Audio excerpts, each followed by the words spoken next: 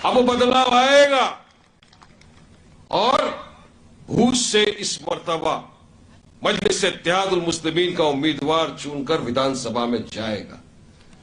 आपने तमाम ने देखा, आजादी का हम 75वां अमृत महोत्सव बना रहे हैं। इतने वर्षों से तमाम मुख्तलिफ सियासत पार्टियां इक्तदार की कुर्सी पर बैठी, आपने सबको आजमाया। 30 साल कांग्रेस थी सत्ता में, 27 साल से भाजपा सरकार सत्ता में बैठी है। आपने अपना कीमती वोट दिया, कांग्रेस को दिया। मुझे यकीन है, उम्मीद है कि भूज की जनता कभी भाजपा को तो वोट नहीं दी होगी, इंशाअल्लाह, ना कभी आगे देगी। मगर जिसको आपने वोट दिया वो इतना सक्षम नहीं रहा, इतना ताकतवर नहीं रहा, उसमें इतनी हिम्मत नहीं रही कि भाजपा को हरा सके जाकर। मगर आप क्या करते, आपके पास कोई ऑप्शन नहीं था, कोई पार्टी नहीं थी आपके सामने, तो आपको लगा नहीं एक ही जगह वोट देना, इनको जाके आपने वोट दे दिया। लेकिन इस मर्तबा अब आपके पास आपकी अपनी एक जमात है, आपकी अपनी पार्टी है, जिसका नाम है मजलिस इत्तेहादुल मुस्लिमीन, और उसके सदर का नाम है जनाब बैरिस्टर असदुद्दीन ओवैसी साहब। आप आज छाती ठोक कर बोल सकते हो कि हमारी भी अपनी जमात आई है, हमारी भी अपनी पार्टी है। 27 साल आपने इनको खुदा की कुर्सी पर बिठाया, कांग्रेस को अपने मौका दिया। एक मर्तबा मेरे भाइयों, दोस्तों, बुजुर्गों, मेरी मां बहनों, में आपसे दरखास्त करता हूं, एक मर्तबा मजलिस इत्तेहादुल मुस्लिमीन को भी मौका देकर देखो। इंशाअल्लाह आप देखिए किस तरह का बदलाव आता है। अब चुनाव का टाइम आया है तो तमाम नेता मुख्तलिफ सियासत पार्टियों के आपके बीच में आएंगे, वोटों की भीख मांगेंगे, आपसे दरखास्त करेंगे, सेकुलरिज्म की दुहाई देंगे आपको कि हमको वोट दे दो। लेकिन मैं आपको बताना चाहता हूं कि ये जो सेकुलरिज्म के नाम का झूठा मुखौटा ओढ़कर घूम रहे हैं ना पूरी जगह, इनसे सवाल करना कि आपने आम आदमी पार्टी की अभी बात करता हूं, समझो 6 जन को टिकट दिया आपने, क्या एक भी किसी अकलियत मुसलमान को आपने टिकट दिया? नहीं दिया इन लोगों ने टिकट। आपको अकलियतों का, माइनॉरिटी का, मुसलमान का वोट तो चाहिए। इक्तदार की कुर्सी पर तो आपको आके बैठना है उनका वोट लेकर, मगर उनके लिए आपको करना कुछ नहीं है। अगर कोई सवाल कर ले मुसलमानों के किसी के हक की बात, आप जवाब नहीं देते। एक नेता आए थे गुजरात में जो आजकल बहुत चर्चित है, जिनको हमारे साहब ने नाम दिया छोटा रिचार्ज, केजरीवाल है ना। ये छोटा रिचार्ज तो इनसे भी 2 कदम आगे निकल गया है बीजेपी से। पूरा आरएसएस का पिट्ठू है, आरएसएस का। इनके मंत्री को सवाल किया एक पत्रकार ने कि साहब नारी सम्मान की बात चल रही है, बताइए, एक नारी है बिल्किस बानो गुजरात की, उसके कातिलों को गुजरात सरकार ने छोड़ दिया, उनके बलात्कारियों को छोड़ दिया, क्या कहना है आपका उस पर? तो साहब ने फरमाया हम ये सब बातें नहीं करते, इनकी बातों को जाने दो। अरे आप इनकी बातों को जाने देंगे? बिल्किस बानो देश की नारी है, भूल जाइए 2 मिनट के लिए कि मुसलमान है, पहले तो हमारे देश की नारी है ना। वो बिल्किस बानो जिसकी मां का बलात्कार किया, उसका कत्ल किया, उसकी बहन का बलात्कार किया, कत्ल किया, उसकी 3 साल की मासूम नन्ही मुन्नी बच्ची का सर उठा के पत्थर से मार के फोड़ दिया, उसको मार दिया। बिल्किस बानो जिनको अपना भाई काका बोलती थी, उन लोगों ने उसका बलात्कार किया। लड़ी वो उनके खिलाफ, कोर्ट में केस चला, मुंबई की उच्च न्यायालय ने, हाई कोर्ट ने उनको सबको सजा दी। मगर 15 अगस्त 2022 के दिन नारी सम्मान की बात करने वाले देश के प्रधानमंत्री लाल किले से नरेंद्र मोदी, उनको समझना चाहिए था। उसी दिन बात कर रहे थे नारी का सम्मान होना चाहिए, नारी की इज्जत होनी चाहिए, बिल्कुल होनी चाहिए। लेकिन उसी दिन 15 अगस्त 2022 के दिन जहां पर गुजरात में भाजपा की सरकार है, वहां क्या होता है कि इस बिल्किस बानो के जो बलात्कारी है 11 उनको छोड़ दिया जाता। तो क्या यह नारी का सम्मान है?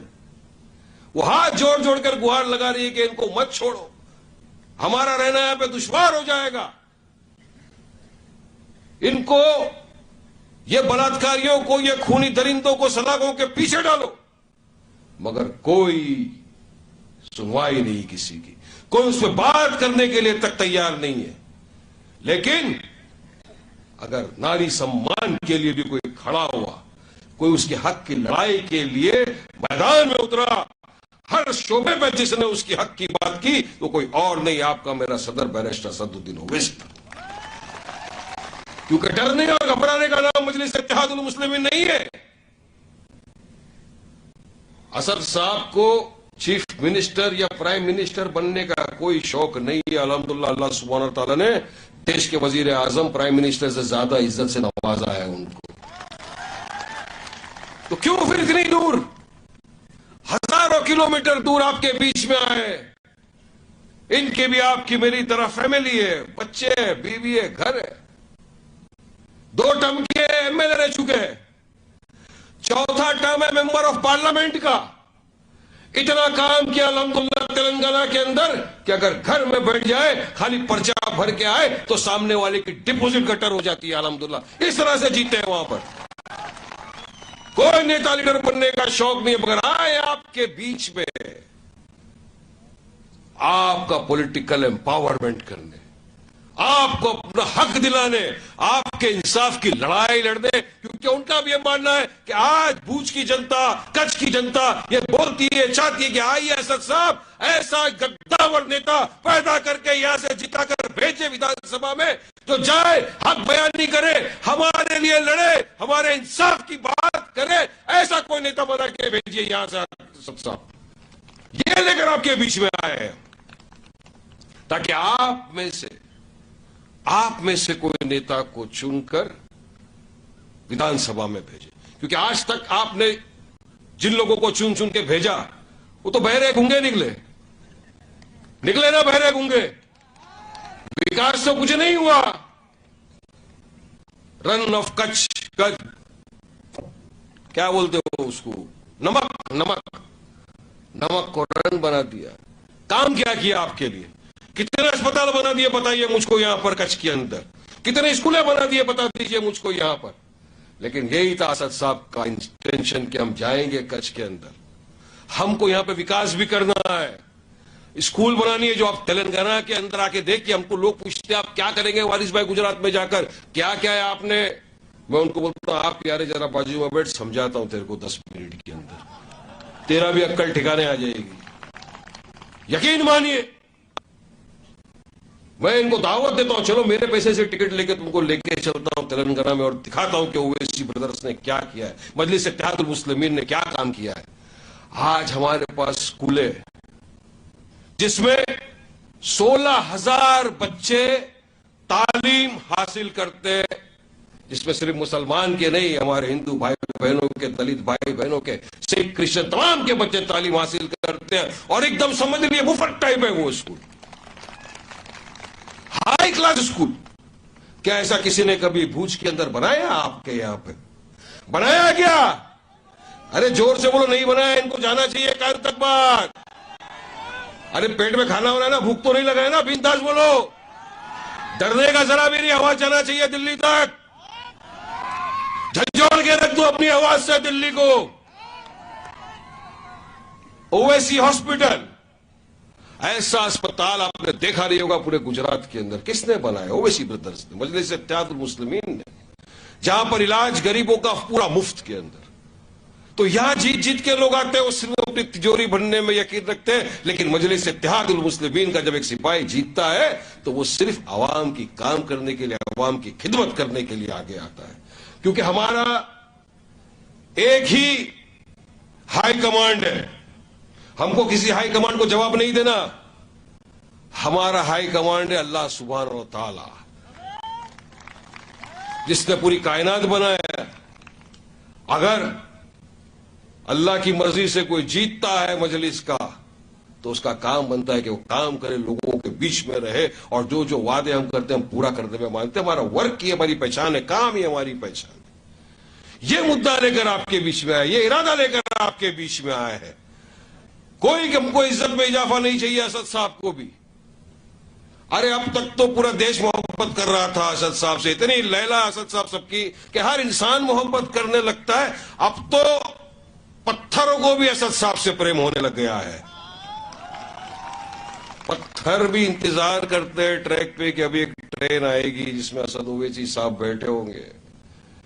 हम 30 बोगी को छोड़ देंगे, उछल के जाएंगे अपने आप, और जहां वो बैठे उनको जाके कांच पे जोरदार जादू की झप्पी दे देंगे।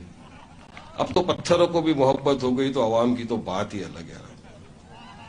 देखिए, जब हम पिछली मर्तबा चुनाव लड़ने आए थे 2000, अभी 1.5 साल पहले की बात बता रहा हूं, कॉरपोरेशन का वक्त बहुत कम था हमारे पास टीम भी नहीं थी। असद साहब ने साबिर काबुलीवाला साहब को गुजरात का इंचार्ज बनाया, वक्त कम था।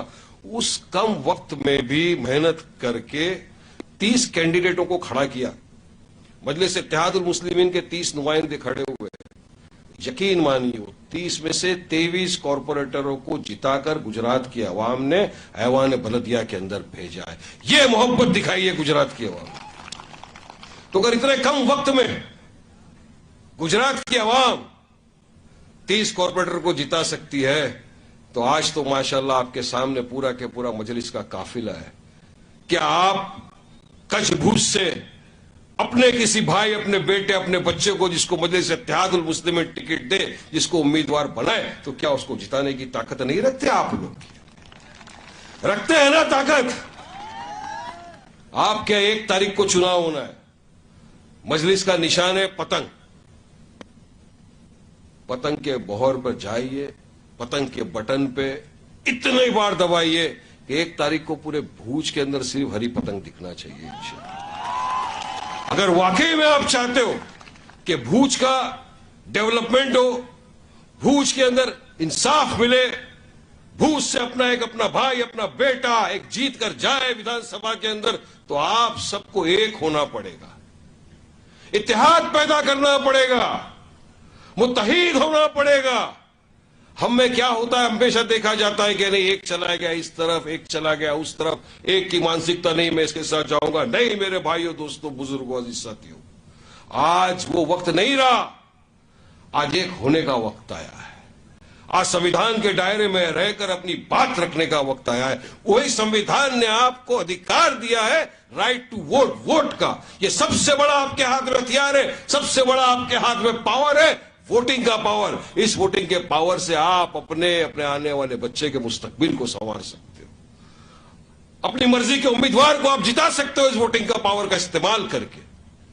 मगर हम सोचते रहे क्या करें, क्यों दे, इसको दे। नहीं, आप ये भूल जाओ कौन है फोटो के ऊपर। जब याद रखो, जब 1 तारीख को आप उतरो वोट डालने, तो आप अपने दिमाग में एक तस्वुर करो, एक तस्वीर को लेकर आओ कि जब हमारे हिजाब पे बात आ गई थी, जब हमारी बेटियों को हिजाब पहनकर कॉलेज स्कूल में नहीं जाने दिया जा रहा था, तब एक बेबाक आवाज जो उठी थी, जो लड़ा हिजाब के लिए, वो कोई और नहीं था, बैरिस्टर असदुद्दीन ओवैसी था।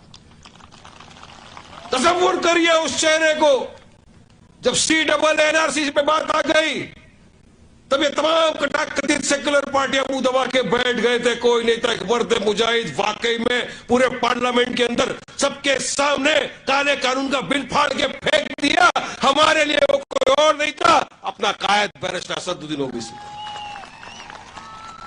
तवज्जो कीजिए, उस दिन बाबरी से लेकर हिजाब तक, मदरसा से लेकर CNRC तक, हर चीज में हमारी शरीयत पे जब मुदाखलत आ गई, तब भी अगर हमारे हक की लड़ाई के लिए कोई खड़ा हुआ तो कोई और नहीं था, आपका हमारा कायद बैरिस्टर असदुद्दीन ओवैसी था। जब हम वोट डालने जाए, ये तस्वुर करो कि मेरे आने वाले बच्चों के लिए, हमारे हक की लड़ाई लड़ने के लिए अगर कोई आज हमारे साथ खड़ा है, हमारे कांधे से कांधा मिलाकर कोई खड़ा है, इतने हजारों किलोमीटर दूर से कोई आया है हमको हक दिलाने के लिए, हमको बराबरी दिलाने के लिए, हमको इंसाफ दिलाने के लिए, हमको तरक्की के रास्ते पर लेके जाने के लिए कोई आया है, तो हमको उसका साथ देना चाहिए। वो तस्वुर करो उस चेहरे को, तो इंशाअल्लाह ताला मुझे यकीन है कि 1 तारीख को जब आप जाएंगे वोट डालने और आपके सामने चेहरा आएगा तो एक ही चेहरा रहेगा, बैरिस्टर असदुद्दीन ओवैसी साहब का वो चेहरा रहेगा और उनकी पार्टी का निशान है पतंग, सुरक्षा और सम्मान। और एक चीज बोल देता हूं, क्यों पड़े हो चक्कर में, कोई नहीं है एमआईएम के टक्कर में, यहां पे कोई नहीं है और मजलिस है। हम लोग का तो बोलना है, एक बार कमिटमेंट कर ली उसके बाद तो मैं अपने आप की भी नहीं सुन। ये कमिटमेंट है हमारा कि अगर जीत कर आएंगे इंशाअल्लाह तो एक भूज के अंदर आप खुद देखेंगे कि हमने 27 साल की इसको टाइम दे दिया, 30 साल की इनको मौका दिया, 5 साल मजलिस को मौका दिया, तो आज पूरा भूज तरक्की की राह पे चल गया है, इंसाफ की राह पे चला है, हक बयानी की राह पे चला है। ये होना चाहिए। आप, मैं समझ सकता हूं आप हम सब जिनको सुनने के लिए बैठे हैं असदुद्दीन ओवैसी साहब को, मुझे भी सुनना है उनको, लेकिन फिर से आपसे एक बार गुजारिश रिक्वेस्ट करूंगा, एक रिक्वेस्ट है मेरी आपसे कि इतने सालों से आपने अपने वोट का खराबा किया, आपने जा जाके तमाम लोगों को दे दिया लेकिन आपका काम नहीं हुआ। आज अभी नहीं तो कभी नहीं वाला मामला, ये एक मौका आपके पास आया है कि आपके सामने आपकी अपनी जमात आई है, हक बयानी की जमात, आपके डेवलपमेंट के लिए काम करने वाली जमात, आपके विकास की बात करने वाली जमात, आपके साथ कांधे से कांधा मिलाकर खड़े रहने वाली जमात, उसको वोट दीजिए। अरे हम लोग तो यार वो लोग हैं कि अगर अपने को कोई एक गिलास पानी पिला देता है तो हम लोग उसका शुक्रिया अदा करते, दुआ करते, अल्लाह इसका अच्छा कर, उसके लिए करते। तो एक शख्स अगर आपके हमारे लिए जद्दोजहद कर रहा है, आपके हमारे लिए लड़ाई लड़ रहा है, आपके हमारे इंसाफ की बात कर रहा है, तो क्या हमारा ये नहीं बनता एक दायित्व, क्या हमारा एक फर्ज नहीं बनता कि हम इस शख्स के साथ जाए, इनकी ताकत को मजबूत करें? बनता है, नहीं बनता? अपना फर्ज बनता है। वोट डालेंगे ना एमआईएम को, जिताएंगे ना पतंग को, मजबूत करेंगे ना असद साहब की ताकत को, यहां के कैंडिडेट को जिता के विधानसभा में भेजेंगे ना, भेजिए इंशाअल्लाह ताला, फिर हम आपके बीच में आएंगे और आपसे मुखातिब होंगे। मैं तमाम आपका शुक्रिया अदा करता हूं कि आप सब यहां आए, हमको सुना, हमको बोलने का मौका दिया और इंशाअल्लाह इस यकीन के साथ अपनी बात को खत्म करता हूं कि 1 तारीख को जब कच्छ के अंदर चुनाव आएगा तो पूरे आसमान में सिर्फ हरा पतंग दिखेगी और इंशाअल्लाह ताला 8 तारीख को जब रिजल्ट आएगा तो एक बहुत बड़ा जुलूस निकलेगा मजलिस इत्तेहादुल मुस्लिमीन की कामयाबी का। शुक्रिया, अस्सलाम वालेकुम। बहुत बहुत ये थे जनाब वारिस खान पठान साहब। अब मैं उस शख्सियत को दावत देना चाहता हूं जो किसी तारुफ के मोहताज नहीं। मैं आपके और असदुद्दीन ओवैसी साहब के बीच में हायल नहीं होना चाहता, बस इतना ही कहूंगा कि लफ्ज बोलूं तो अल्फाज साथ नहीं दे रहे हैं, जुमले बोलूं तो जुमले हक अदा नहीं कर रहे हैं। लिहाजा मैं अपनी बेमजादी का इजहार करते हुए मोहतरम को दावत सुकन देता हूं कि एक नारे के साथ असदुद्दीन ओवैसी, नारे तकबीर, नारे तकबीर, फलियतफज़्ज़ल मशकूरा से।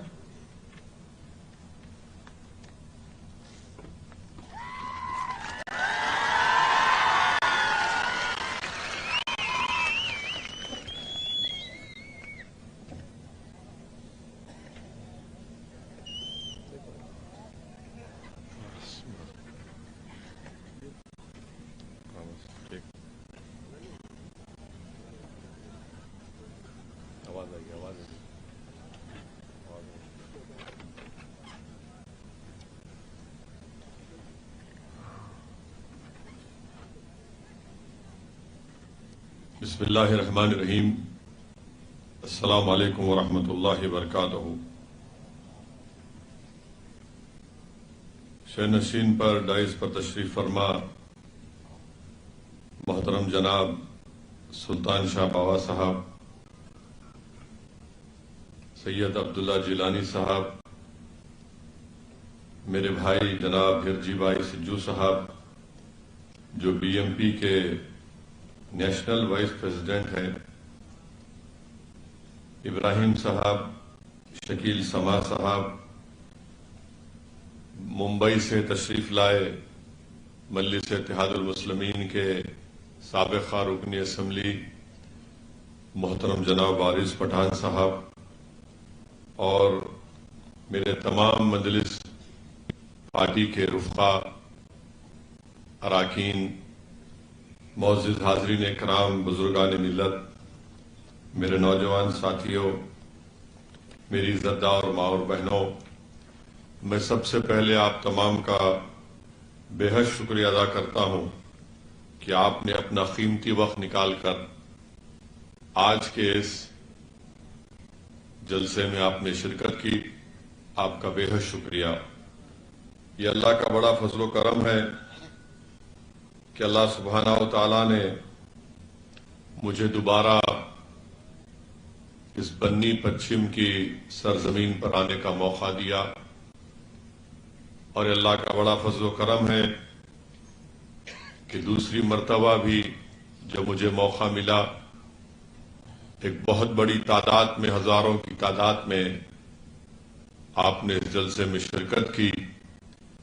मैं बन्नी पश्चिम की आवाम को इस बात का वादा करता हूं कि इंशाअल्लाह ताला अल्लाह सुब्हाना व तआला जब तक मुझे जिंदा रखेगा, इस सरजमीन पर बसने वाले,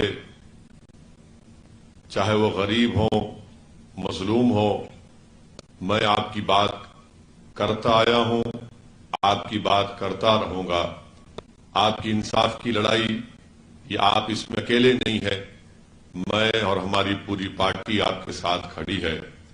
और मैं आपको इस बात का वादा करता हूं कि इंशाअल्लाह ताला बन्नी पश्चिम के अवाम की जो तकालीफ है, वो इंशाअल्लाह ताला मजलिस इत्तेहादुल मुस्लिमीन को अल्लाह अगर यहां से कामयाब करेगा, इस कच्छ की भूज विधानसभा से, तो जो शख्स आपके वोट से, आपकी दुआओं से कामयाब होकर जाएगा, वो आपकी नाइंसाफी की आवाज को गुजरात की विधानसभा में उठाएगा, वो आपकी तकालीफ का जिक्र करेगा। और मैं इस बात को भी जानता हूं कि मुझे यह बतलाया गया कि 30 साल में पहली मर्तबा इलेक्शन के दौरान में बन्नी पश्चिम के इस इलाके में एक जलसा हो रहा है। ये भी बड़ी अफसोसनाक बात है कि बड़ी बड़ी पार्टियां हैं, मगर बन्नी पश्चिम की आवाम के दरमियान में आने से वो कतराते हैं। इससे एक बात साफ जाहिर होती है कि इनको यहां पर बसने वाली आवाम से मोहब्बत नहीं है। और मैं आपसे वादा कर रहा हूं कि इंशाअल्लाह मजलिस आपके साथ थी और मजलिस इत्तेहादुल मुस्लिमीन आपकी लड़ाई लड़ती रहेगी। आप जानते हैं कि 25 जुलाई को मैंने पहली मर्तबा जब यहां पर आया था, तो बन्नी पश्चिम के जिम्मेदारों ने मुझसे मुलाकात की और कहा कि यहां पर हमको जो एशिया का सबसे बड़ा ग्रासलैंड का एरिया है, यहां पर जो मवेशियों को फॉरेस्ट एक्ट 2005 के तहत उनको हुकूक नहीं दिए जाते, मुझे ये भी आपने बताया था कि डांग के फॉरेस्ट में, वहां पर फॉरेस्ट एक्ट के तहत उनको रियायतें दी गई। डांग के फॉरेस्ट के इलाके में रहने वालों को गुजरात की सरकार ने उनके लिए, उनकी तरक्की के लिए बड़ी बड़ी स्कीमों को तैयार किया। मगर बन्नी में जो मलधारी लोग रहते हैं, जिनकी मवेशी है, जिनका जानवर है, उनको फॉरेस्ट एक्ट के तहत उनको रियायतें नहीं दी गई है। तो मैंने पार्लियामेंट में 25 जुलाई को सवाल का जवाब भी दिया गया, जिसमें प्रधानमंत्री मोदी की सरकार ने खुद इकरार किया कि यहां की जनता को फॉरेस्ट एक्ट के तहत गुजरात सरकार उनको तमाम वो सहूलतें नहीं दे रही है। तो मैं आपसे वादा कर रहा हूं कि इंशाअल्लाह ताला इस बात की कि हम इस लड़ाई को जारी रखेंगे। और इसीलिए मजलिस इत्तेहादुल मुस्लिमीन ने यह तय किया कि गुजरात की विधानसभा के जो चुनाव होने जा रहे हैं, और कच्छ में और भूज विधानसभा में 1 दिसंबर को वोटिंग का दिन है, मतदान का दिन है।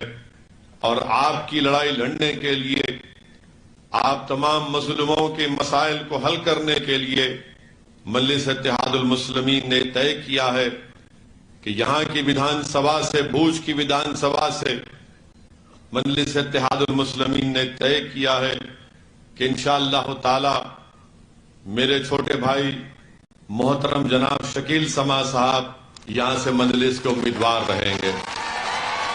तो मेरी आप तमाम से ये गुजारिश है, यहाँ के बुजुर्गों से मेरी अपील है, यहाँ के बुजुर्गों से मेरी अपील है कि आप इस नौजवान की सरपरस्ती करिए। यहाँ के बुजुर्गों से मेरी इल्तिजा है कि आप इस नौजवान का हाथ पकड़कर आप उसको राह दिखाइए।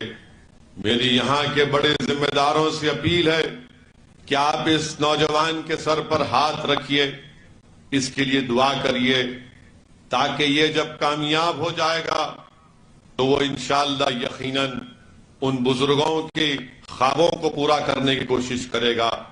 मैं यहाँ के नौजवानों से अपील कर रहा हूं कि एक नौजवान को हमने अपना उम्मीदवार बनाया है ताकि वो आपकी आवाज को गुजरात की विधानसभा तक पहुंचा सके। तो नौजवानों से मेरी अपील है कि आप इस नौजवान की कामयाबी के लिए आगे बढ़िए और ये समझिए कि शकील समा कैंडिडेट नहीं है, बल्कि आप मजलिस इत्तेहादुल मुस्लिमीन के उम्मीदवार हैं। मैं बन्नी पश्चिम की हमारी इज्जतदार माओं तक ये पैगाम पहुंचाना चाहता हूं कि आप अपने बच्चों की तालीम के लिए फिक्रमंद हैं। आप साफ पीने के पानी के लिए आपको तकालीफ उठानी पड़ती है।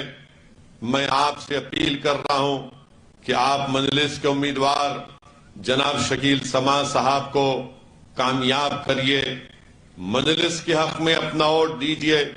इंशाअल्लाह ताला बन्नी पश्चिम में जो बरसों से नाइंसाफी हो रही है, हम उस नाइंसाफी को खत्म करने की पूरी कोशिश करेंगे। मैं आपके दरमियान में खड़े होकर एक तल हकीकत आपको बयान कर रहा हूं। यकीनन हमारा देश, इसमें लोकतंत्र है, जमहूरियत है, संविधान है, जिसको बाबा साहिब अम्बेडकर ने बनाया था।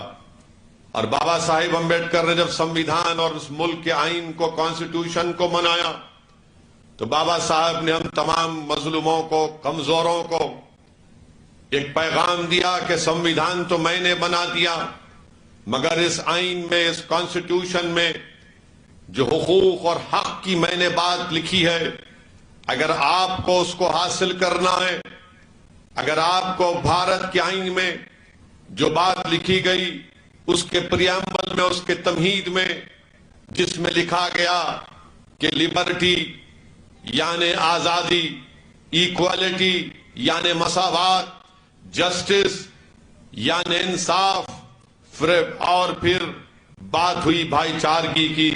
अगर ये चार चीजें इस मुल्क की गरीब आवाम को, इस मुल्क की दलित आवाम को, इस मुल्क की आदिवासियों को और गुजरात और बन्नी पश्चिम के आप तमाम को अगर हासिल करना है, तो याद रखिए, जब तक आपके वोटों से आपका एमएलए जीतकर गुजरात की विधानसभा में नहीं जाएगा, आपके साथ नाइंसाफी कभी खत्म होने वाली नहीं है। जब कोई आपके वोट से जीत कर जाएगा तो उसकी जबान पर ना मोदी का डर होगा, ना उसकी जबान पर कांग्रेस का डर होगा, ना उसकी जबान वो छोटे रिचार्ज की पार्टी से डरेगी, बल्कि वो सिर्फ आपका नुमाइंदा रहेगा, वो आपका खादिम बनकर रहेगा, वो आपका काम करेगा। इसीलिए मेरी आप तमाम से दर्दमंदाना अपील है कि 1 दिसंबर के दिन आप मजलिस इत्तेहादुल मुस्लिमीन के उम्मीदवार जनाब शकील समा साहब, जिनका इंतखाबी निशान पतंग है, पतंग के निशान पर आप बटन दबाकर आप बन्नी पश्चिम की इंसाफ की लड़ाई का आगाज करेंगे। बहुत सी पार्टी के लोग आए, आपसे बुलंद बांग दावे किए, और फिर जब चुनाव हो गया तो उसके बाद उन्होंने बन्नी पश्चिम की आवाम को भुला दिया। मगर असदुद्दीन ओवैसी आपसे वादा कर रहा है कि मैं यहां पर दूसरी मर्तबा आया हूं और इंशाअल्लाह अल्लाह जब तक मुझे जिंदा रखेगा मैं आपके दरमियान में आता रहूंगा। मैं सिर्फ इलेक्शन की वोट मांगने के लिए नहीं आया हूं आपके पास, वोट डालना आपका इख्तियार है और मेरी तरफ से इल्तिजा करना और भीख मांगना ये मेरा इख्तियार और मेरा हक है। मगर मैं आपसे मोहब्बत करता हूं और मोहब्बत करता रहूंगा। और मोहब्बत इसलिए करता हूं मेरे अजीज दोस्तों और बुजुर्गों, क्योंकि जिस जगह पर नाइंसाफी को मैं देखता हूं, जिस जगह पर लोगों को दबाया जाता है, जिस जगह पर लोगों के उनके हुकूक को छीना जाता है, जिस जगह पर रहने वाले इंसानों को इंसानों के तौर पर नहीं देखा जाता, तो मुझे उस जगह से मोहब्बत हो जाती है। और याद रखो इस बात को आप कि आप कमजोर हैं, मेरी आंखों में वो मजबूत रहेगा इंशाअल्लाह ताला। और हम लड़ते आए हैं कमजोरों की लड़ाई, मजलूमों की लड़ाई। ये लड़ना ही हमको आता है, झुकना हमको नहीं आता। किसी इख्तिदार की कुर्सियों पर बैठने वालों के, उनके इख्तिदार की ताकत के आगे हम सर नहीं झुकाने वाले हैं। हम अगर सर झुकाते हैं तो रब्बे कायनात के आगे ही हमको लड़ना है, जिद्दोजहद करना है। और इसमें मैं आपसे अपील कर रहा हूं कि आप हमारा ताउन करिए, हमारी मदद करिए, ताकि शकील समा यहां से जब कामयाब होगा, वो आपकी कामयाबी होगी, वो आपके इत्तेहाद की कामयाबी होगी, वो आपके सियासी शऊर की कामयाबी होगी, वो बन्नी पश्चिम की आवाम की कामयाबी होगी। बल्कि इस बन्नी पश्चिम पर जो बेजुबान जानवर, यहां के फारिस के लोग जो गड़े खोद देते हैं और गड़े में गिरकर यहां की भैंस तड़प तड़प कर मर जाती है, उन जानवरों से भी इंसाफ होगा। मैं आपसे वादा कर रहा हूं मेरे अजीज दोस्तों और बुजुर्गों, ये लड़ाई में, इस जिद्दोजहद में हम उसी वक्त कामयाब हो सकते हैं जब आप तमाम लोगों की दुआएं हमारे साथ होंगी, बुजुर्गों की सरपरस्ती हमारे साथ होगी, हमारी माँ और बहनों की मोहब्बत और उनकी दुआएं हमारे साथ होंगी, और नौजवान उनका जज्बा हमारे साथ होगा। तो यकीनन इंशाअल्लाह ताला गुजरात की राजनीति में एक जलजला आएगा और इस विधानसभा से आएगा इंशाअल्लाह ताला। मेरे अजीज दोस्तों और बुजुर्गों, मैं आपको बताना चाह रहा हूं कि मैंने पहले भी कहा था और आज भी कह रहा हूं कि बन्नी पश्चिम की सरजमीन, यहां का ग्रासलैंड एशिया का सबसे बड़ा ग्रासलैंड है। बल्कि मैं तो आपको ये बताना चाहूंगा कि प्रधानमंत्री, हमारे देश के प्रधानमंत्री श्री नरेंद्र मोदी ने बड़ी बड़ी बातें की थी और यहां की भैंस का भी जिक्र किया था। अब आप खुद सुनेंगे, फिर मैं उसका जवाब दूंगा। मैं किसी का कर्जा बाकी नहीं रखता, तो आप सुनिए। अब आप सुनिए कि देश के प्रधानमंत्री क्या कह रहे हैं, सुनिए।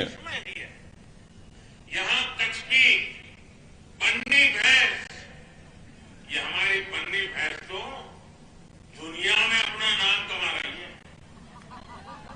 कच्छ में तापमान चाहे 45 डिग्री हो या फिर तापमान 0 से नीचे हो, बन्नी भैंस आराम से सब कुछ सहती है और बहुत से रहती है। इसे पानी भी कम चाहिए और जाने के लिए वो दूर दूर तक चल करके जाने में बन्नी की भैंस को कोई दिक्कत नहीं होती। एक दिन में ये भैंस औसतन करीब 15 लीटर दूध देती है और इसे सालाना कमाई 2 से 3 लाख रुपए तक की होती है। मुझे बताया गया है कि अभी हाल में ही एक बन्नी भैंस 5 लाख रुपए से भी ज्यादा में बिकी है।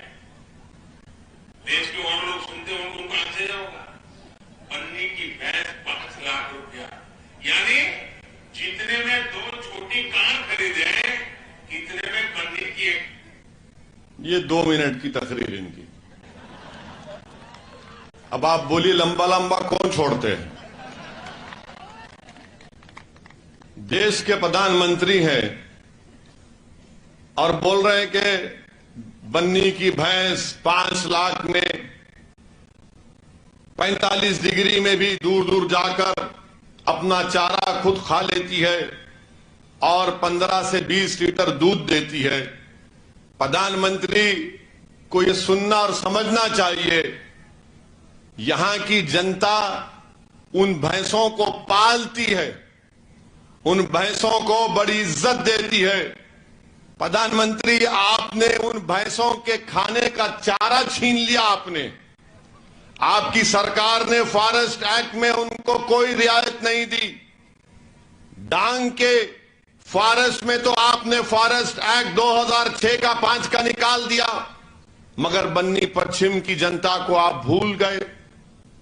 प्रधानमंत्री को ये रन याद आता है, सारी दुनिया में दिखाते कि सफेद ये मट्टी है, वो सफेद मट्टी नहीं है। प्रधानमंत्री, वो जब पानी आ जाता है तो नमक आ जाती है, सफेद दिखता है, तो ये फोटो लेके दिखाते, देखो सफेद मट्टी है। प्रधानमंत्री भूल गए, भाजपा भूल गई, और ये लोग इंसाफ नहीं करना चाहते बन्नी पश्चिम से। मैं आपको ये बताने आया हूं, आपको एक ऐसे विधायक की, ऐसे एमएलए की जरूरत है जो आपकी लड़ाई को गुजरात की विधानसभा में उठाए। और मेरी राय में शकील समाज से बेहतर कोई यहां से बूझ का एमएलए नहीं हो सकता है। इसीलिए आपसे अपील करता हूं कि आप उनके हक में पतंग के निशान पर वोट दीजिए।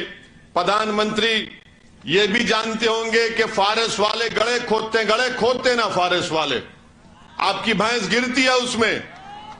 अब प्रधानमंत्री, अगर 5 लाख की भैंस गड़े में गिर के जख्मी हो जाती है या मर जाती है तो कौन लेगा उसको? कहां से उसका इलाज होगा? मगर प्रधानमंत्री सारी देश में हर जगह भाषण देने में तो माहिर है। प्रधानमंत्री, जितना आप भाषण दे सकते हो उससे बढ़ के भाषण मैं ही दे सकता हूं, मगर आपको हम बता रहे हैं कि यहां पर यह हालात है, पीने का पानी का इंतजाम नहीं है। अच्छा, क्या कहा प्रधानमंत्री ने?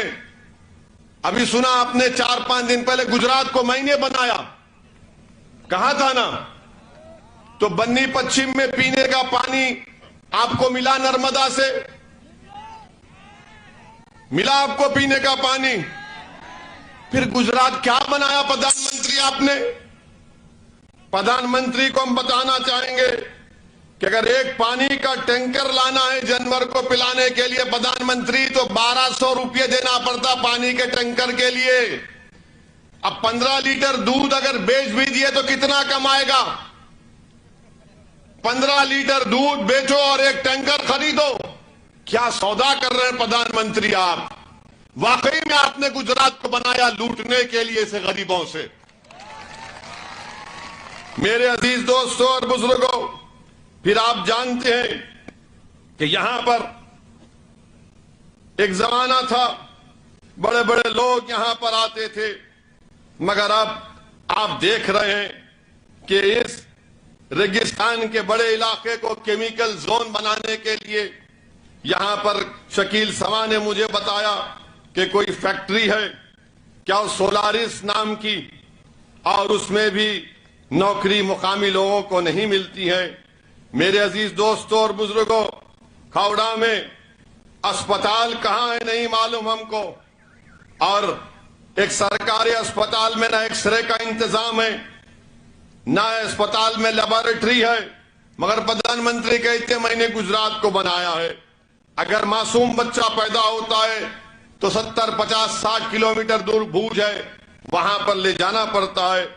मेरे अजीज दोस्तों और बुजुर्गों, आप जानते हैं कि लॉ एंड ऑर्डर के मसले में दलित समाज के वकील देवजी भाई महेश्वरी का कत्ल कर दिया गया, इसका जिम्मेदार कौन है?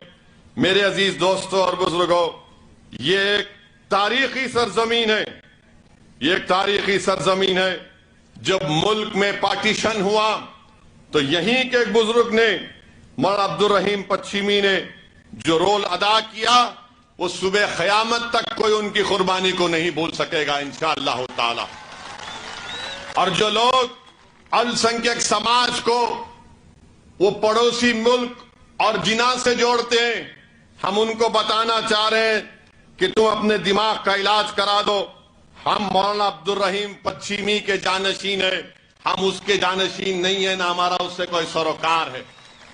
यहां पर पाकिस्तान से जंग हुई, 1965 की जंग और 1971 की जंग, तो कौन थे? हाजी इब्राहिम सिराज से आया, कौन थे ये लोग? गुलबेग, इन्होंने ही ठहरकर हथियारों से भारत की सरजमीन की और सरहद की हिफाजत की थी। और जो लोग पाकिस्तान से जंग के वक्त सरहद से हमारी भारत की जमीन की हिफाजत कर रहे हैं, आज उसी इलाके के भैंसों को गड़ों में डालकर मार दिया जा रहा है।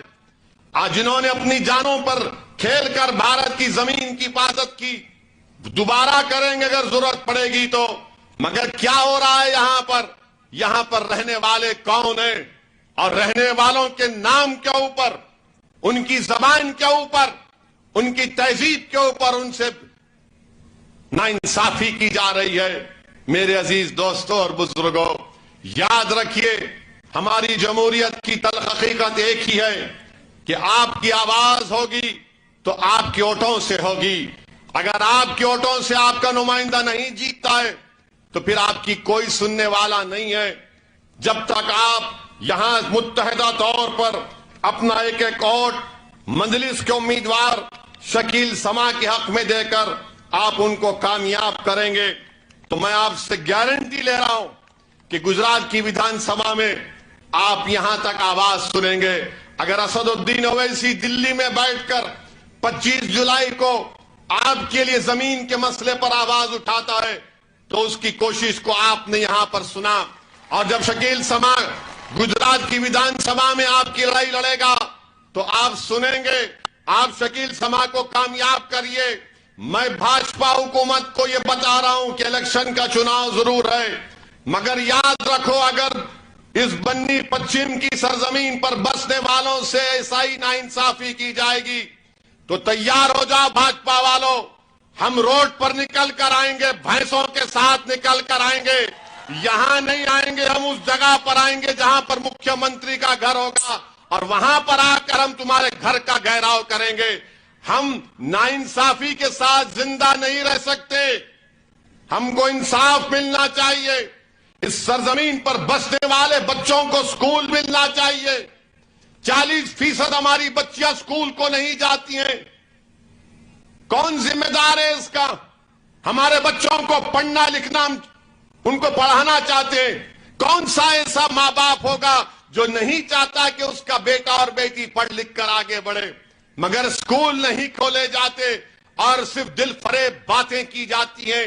मेरे अजीज दोस्तों और बुजुर्गों, मेरी आपसे अपील है कि इस बार आपको एक अच्छा फैसला लेना है ताकि हम इंशाअल्लाह ताला अपनी आवाज को गुजरात की विधानसभा में भी जाएंगे।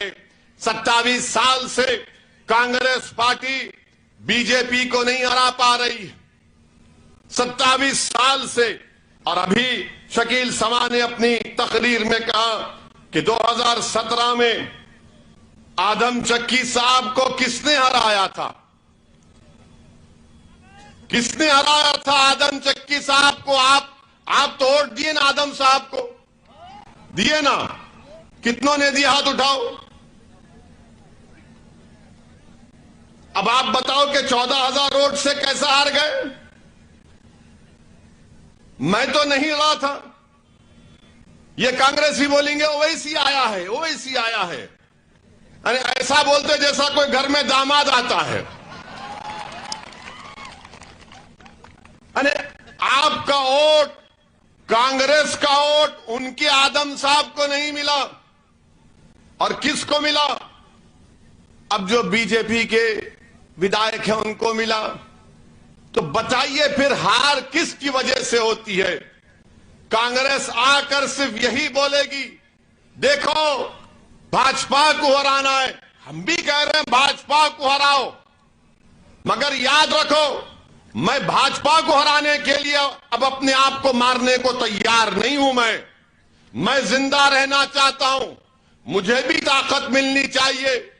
आपने कांग्रेस को वोट दिया, कांग्रेस मोटी होती गई, मगर जब ये मोदी के सामने जाते ये पतले हो जाते हैं। कांग्रेस के 12 या 14 एमएलए 2017 के बाद भाजपा में दौड़कर चले गए। जब कोई नहीं पूछता उनको कि कैसे चले गए तुम बीजेपी में। मेरे अजीज दोस्तों और बुजुर्गों, इन चीजों को आपको समझने की जरूरत है। जो पार्टी 27 साल से भाजपा को गुजरात में सत्ता में आने से नहीं रोक पाती है, वो आपके हक वोट के हकदार नहीं है। मेरे अजीज दोस्तों, आज मंजलिस आपके दरमियान में है। हां, 2017 में आपके पास कोई मुतबादिल नहीं था, कोई विकल्प नहीं था, कोई ऑप्शन नहीं था। आज आपके पास एक मुतबादिल है, आज आपके पास एक विकल्प है, आज आपके पास एक ऑप्शन है, आज आपके पास एक बेहतरीन उम्मीदवार है जिसका नाम शकील समा है। आप इसका साथ दीजिए ताकि आपके मसाइल और आपके तकलीफ को हल किया जा सके। आप जानते हैं मेरे अजीज दोस्तों और बुजुर्गों कि गुजरात में क्या क्या नहीं हो रहा है, गुजरात में कौन कौन सी वाकयात नहीं होती हैं। आप बताइए कि 4 या 5-6 बच्चों को खेड़ा में गरबा में पत्थर फेंकने के इल्जाम में मजमे को इस तरह जमा किया जाता है और उनको रोड पर लाकर उन बच्चों की पिटाई की जाती है। हम पूछना चाहते हैं देश के प्रधानमंत्री से, इन कांग्रेस के लीडरों से पूछना चाहते हैं, क्या यह सही काम हुआ? जब हमने देखा तो हमने एहतजाज किया, हमने आवाज उठाई, हमने उसकी मजम्मत की। आप बताइए कि रोड पर लाकर उन बच्चों को जब मारा जाता है, मजमे को जमा किया जाता है और मजमा थाली बजाता है, ये मजमा उन बच्चों को जब जिस्म पर लट पड़ रही थी और वो मजमा अगर थाली मार रहा था, सीटी मार रहा था, मैं आप पर छोड़ता हूं, आप फैसला कर लो। उनका बच्चों पर लट का मार पड़ना, उनके खुशी का इजहार करना, उनकी सीटी बजाना, उनके नारे लगाना, वो मोहब्बत है या नफरत है, या फैसला आप कर लो, ये फैसला आप कर लो। मैं जब कभी भी उस वीडियो को देखता हूं तो मेरे रोंगटे खड़े हो जाते हैं। ये गांधी का जमीन है, ये सरदार पटेल की जमीन है, जिन्होंने इस देश के लिए क्या क्या नहीं किया। क्या पुलिस को खत्म कर दे हम? क्या कोर्ट को बंद कर दे हम? क्या इंडियन पीनल कोड को, सीआरपीसी को खत्म कर दें कि जिस किसी को लाओ रोड पर जमा करो और मारो और सीटियां बजाओ, खुशी का इजहार करो? अरे उन बच्चों को मारने से उन बच्चों के जिस्म पर तो लट पड़ी जरूर, मगर तुमने लट लेकर भारत के कानून को लटों से तुमने मारा। भारत के कानून की तौहीन की है मारने वालों ने और सरकार ने।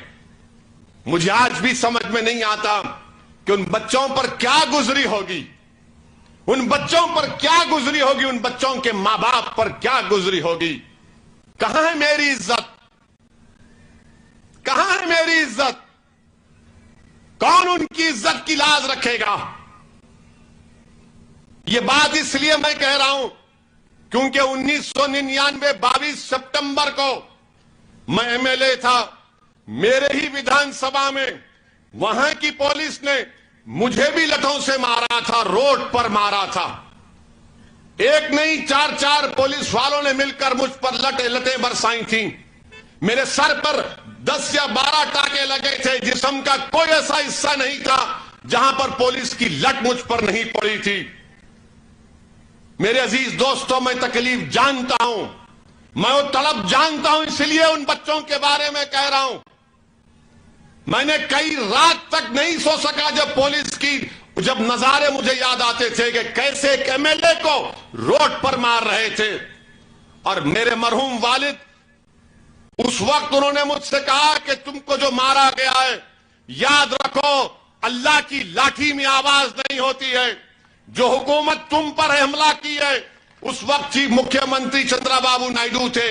उसके 5 साल के बाद जब इलेक्शन हुआ, वो चंद्रबाबू नायडू जिसके पास 170-180 एमएलए थे, उस वक्त के आंध्र प्रदेश में वो शायद 50 एमएलए पर आ गया था। तो यकीनन मजलूम की हाय, मजलूम की तकलीफ अल्लाह उसको रायगा जाने नहीं देता। और जिन्होंने मजलूमों को मारा है, तुम तैयार हो जाओ, कुदरत अपना इंसाफ करेगी। अरे हम क्या कर सकते हैं? वो तो सबका रब है, वो इंसाफ करेगा। मगर हमको क्या करना है? हमको मुत्तहिद होना है। हमको अपने वोट की ताकत के जरिए अपने उम्मीदवार को, अपनी पार्टी को मुस्तहकम करना है। इसमें कोई गलत काम नहीं है, कोई गलत काम नहीं है इसमें। लोग बोलेंगे कि ओवैसी की पार्टी को वोट देने से ये जज्बाती तकरीर करता है, भड़काऊ भाषण देता है। लोग बोलते हैं कि इससे तनाव फैलता है। मैं तनाव नहीं फैला रहा हूं, मैं सच्चाई को बयान कर रहा हूं। मेरे अजीज दोस्तों और बुजुर्गों, बताओ, आप 27 साल से भाजपा जीत रही है, इसका जिम्मेदार क्या तुम असदुद्दीन ओवैसी को बना दोगे?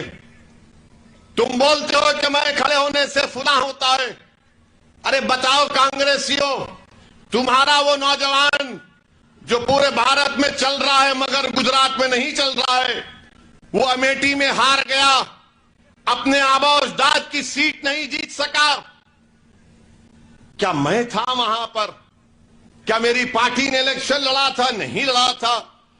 तो आपको सोचना है, आप अपने वोट को जाय होने मत दीजिए। अगर आप कांग्रेस को या वो छोटे रिचार्ज को वोट देंगे तो उससे बीजेपी को फायदा होगा, उससे बीजेपी को फायदा होगा। मेरी बात जहन नशीन कर लो। मैं बन्नी पश्चिम की सरजमीन पर आप गयूर लोगों के दरमियान में खड़े होकर एक और सच्चाई को बयान कर रहा हूं। किसी पार्टी को सत्ता में आने से रोकना हमारा काम नहीं है। हमारा काम यह है कि हमारा नुमाइंदा जीते, हमारे लिए लड़ने वाला जीते। अब लोग बोलेंगे इसकी मिसाल दो, तो भारत की पार्लियामेंट में भाजपा के 300 एमपी हैं और मंजलिस के 2 एमपी हैं। और आप जानते हैं कि अल्लाह के फजलो करम से जब मैं और इम्तियाज जलील खड़े हो जाते हैं, हमको सिर्फ 5 मिनट की तकरीर का मौका मिलता और 5 मिनट में हम दलाइल के साथ भारत के संविधान के तहत भाजपा के चेहरे को बेनकाब करते हैं और पूरे बीजेपी के एमपी खड़े होकर पुकारते हैं कि ओवैसी बैठ जा। हम कहते हैं बैठने के लिए ही नहीं आए हैं, यहां लड़ने के लिए आए हैं। कोई भाजपा का बोलता कि इसको खामोश करो, हम कहते हैं कि हमारी जबानें खामोश नहीं होंगी। हम मौत हमको खामोश कर सकती है, मगर जो पैगाम ओवैसी आपको दे रहा है, मुझे जाना है इस दुनिया से, मगर मैं जो पैगाम दे रहा हूं, खामोशी को तोड़ना पड़ेगा, अपने हक के लिए लड़ना पड़ेगा। और वो उस वक्त होगा जब आप मुत्तहिदा तौर पर अपने के वोट का सही इस्तेमाल करेंगे। मेरी तकरीर में ना वो ताकत है वो ना वो तासीर है, मेरे जज्बात में उतनी ताकत नहीं है कि तुम्हारे दिलों को मोड़ सके।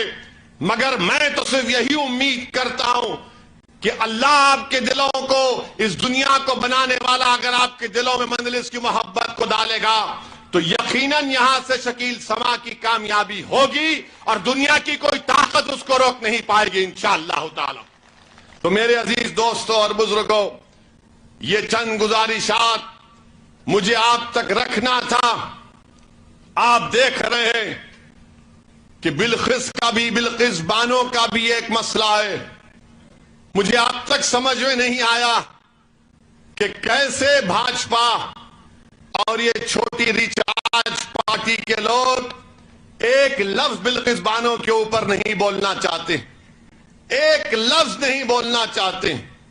आप बताइए मेरे अजीज दोस्तों और बुजुर्गों, मोरबी में ब्रिज गिरता है, 150 लोगों की मौत हो जाती है, 50 बच्चे मर जाते हैं, उसमें 2 साल का बच्चा भी था। तो भाजपा क्या कहती है, हमने वहां पर हमारे विधायक का टिकट काट दिया, टिकट काट दिया। हम भाजपा सरकार से पूछना चाहते हैं, वो जो ब्रिज का कॉन्ट्रैक्ट आपके विधायक एमएलए को दिया गया था या दौलतमंद की कंपनी को दिया गया था, जिसमें कंडीशन ये लिखा गया कि वो जिम्मेदार भी नहीं होगा। यानी 150 लोग मर जाते हैं और गुजरात की जनता को उनकी आंखों में धूल झोंक कर कहा जा रहा है कि भाजपा ने उसको टिकट ही नहीं दिया। बताइए आप किसको बेवकूफ बना रहे हैं? 150 लोग रात के अंधेरे में गिरकर डूब के मर गए। क्या गुजरी होंगी उन लोगों पर, क्या गुजरी होगी उन परिवार पर, उन खानदान वालों पर जो अपने बाप, मां, बहन, अपनी औलाद की लाशों को देखा होगा। ये अजीब, यहां पर हम देखते हैं कि कोई पत्थर फेंकेगा तो रोड पर लाकर लठों से मारा जाएगा, और जो ब्रिज गिरता है जिसकी वजह से, उसको भाजपा अब तक अरेस्ट नहीं करती है, उसको अभी तक गिरफ्तार नहीं करती है। वो आराम से अपने कमरे में, घर में, एयर कंडीशन कमरे में सो रहा है और कह रहा होगा कि नहीं नहीं, भाजपा की सरकार है, लठ मारना तो जूते खाना पुलिस से किसी और की किस्मत में है, मैं तो अपने प्यारों की सरकार है, मुझे कुछ नहीं होगा। बताइए आप, ये कौन सा इंसाफ है? और फिर ये कहते हैं कि गुजरात हमने बनाया। कौन सा गुजरात आपने बनाया बताइए? सबसे कम तनख्वाहें गुजरात में आरबीआई की रिपोर्ट है। सबसे ज्यादा बेरोजगारी बढ़ते जा रही है, महंगाई बढ़ते जा रही है, तनख्वाहें कम हो गई हैं, मगर ये लोग आपके सामने आकर झूठ को बयान करते हैं। बहरहाल मेरे अजीज दोस्तों और बुजुर्गों, मैं आप तमाम का शुक्रगुजार हूं कि आप इस जलसे में आए। 1 दिसंबर के दिन पतंग के निशान पर बटन दबाइए और शकील समा को कामयाब करिए। मैं बन्नी पश्चिम की आवाम से, मैं आपके सामने पूरे दिल की गहराइयों से आपसे अपील कर रहा हूं कि आपके इस इलाके की नाइंसाफी का खात्मा उसी वक्त मुमकिन होगा जब आप अपने वोट से अपनी पार्टी और अपने पार्टी के उम्मीदवार को कामयाब करेंगे। आप दुआ भी करिए, कोशिश भी करेंगे। हां, मेरे जाने के बाद भाजपा के लोग भी आएंगे, कांग्रेस के लोग भी आएंगे, छोटी रिचार्ज पार्टी के लोग भी आएंगे, और मेरे आने के बाद बोलेंगे बन्नी पश्चिम में हम आसमान से तारे तोड़कर तुम्हारे कदमों में रख देंगे। तो आप उनसे पूछना, इतने साल तुमने क्या किया? इतने साल तुमने क्या किया? यहां पर कितने बार तुमने विधानसभा में आवाज उठाई? आपका गुजरात की विधानसभा में कोई नुमाइंदा नहीं था, लोकसभा में आपका खादिम था, आपका दीवाना था, हमने आवाज उठाई। शकील समाज जीत कर जाएगा तो गुजरात की विधानसभा को हिला के रख देगा बन्नी पश्चिम की आवाम के इंसाफ के लिए। मैं आपको इस बात का तयक़ुन देता हूं। बहुत बहुत शुक्रिया आपका। वाखिर दावा।